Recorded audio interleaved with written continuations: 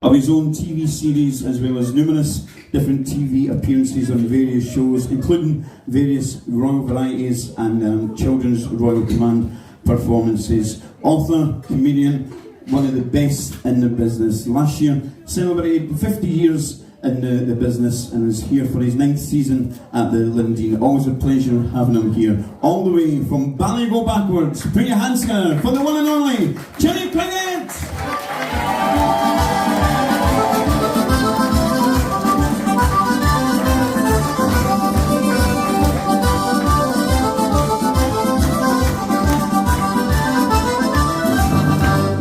Thank you, ladies and gentlemen. You're very, very welcome.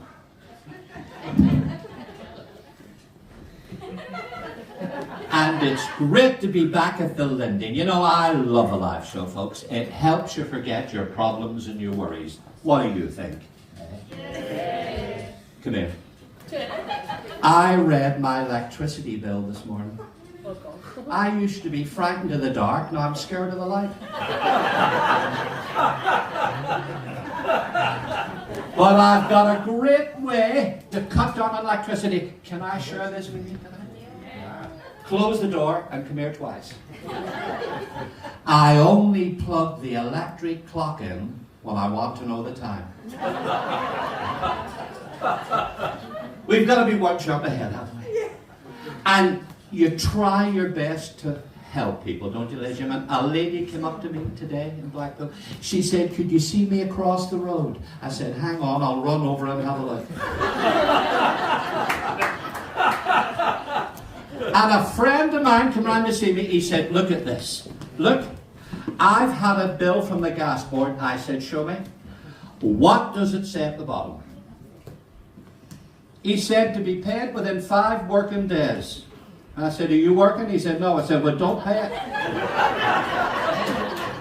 I wish all problems were as simple as his. Hey, everybody? But we've got our health, we've got everything. What do you think, folks? And we came through that pandemic. I've got 5 jabs on that arm, but I'm still being very careful. I still don't feed the pigeons in the park. Some of them could be carriers. But I still feed the ducks in the park. At least their bills don't get any bigger. A little groan for that. I'm just taking a little walk, everybody, just to involve us all, because it's very exciting, the live shows, aren't they, ladies and gentlemen, boys and girls?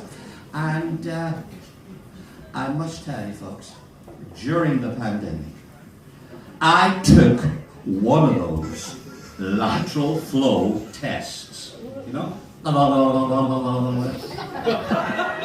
And Mrs. Cricket said, "Well, what's the verdict?" I said, "I'm negative." She said, "Are you sure?" I said, "Oh yes, I'm positive." It was downhill from there on in. But you know, when you look out at the sunset here in Blackpool, everybody, you know, there's nowhere quite like Blackpool, is there? Hey?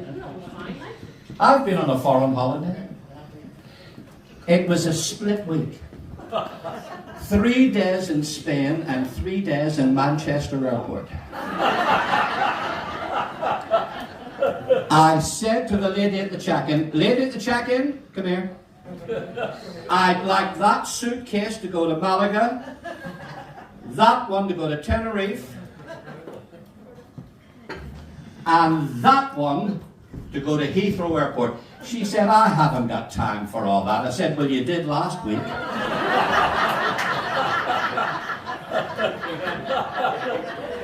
And it was there in Spain, in sunny Spain, where I saw is this a nice party here? Oh, lovely. I saw a real live bullfighter, a Matador. You can tell when they walk down the street like that. But this one was walking like this. I said, "Real life Matador, have you been attacked by the bull?" He said, "No, I've just got off a Ryanair flight."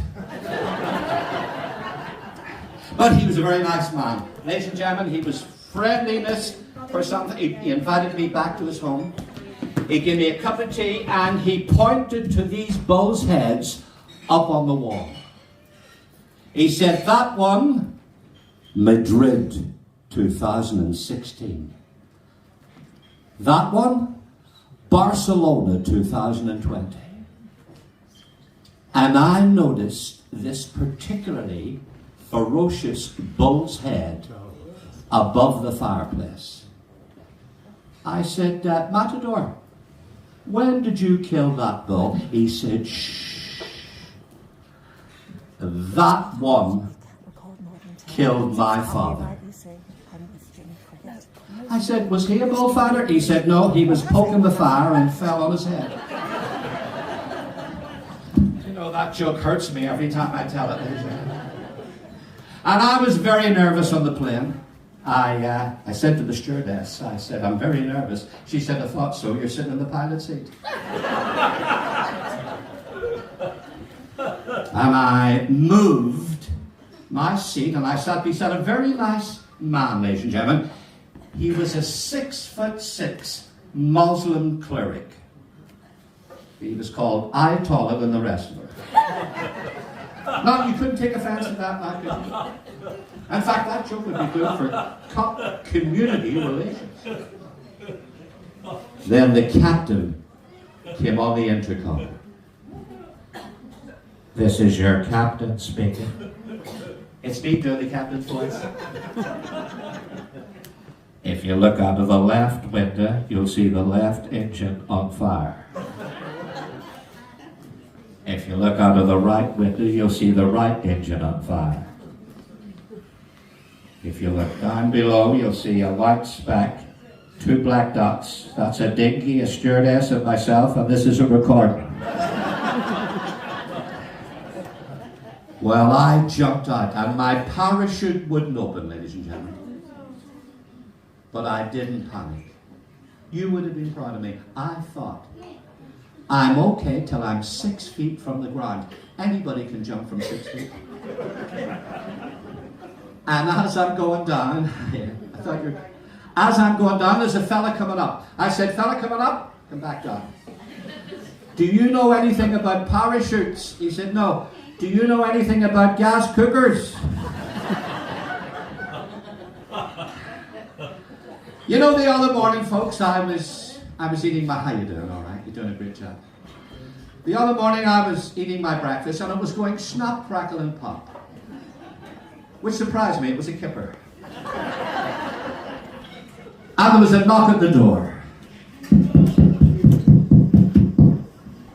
I opened it, there was a fella there. He said, I'm your new next door neighbour. I said, that's funny, I haven't moved anywhere. And that night he came into my house.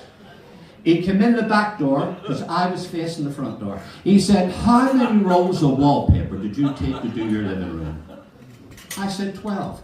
He was in a week later. He said, I've got 2 rolls.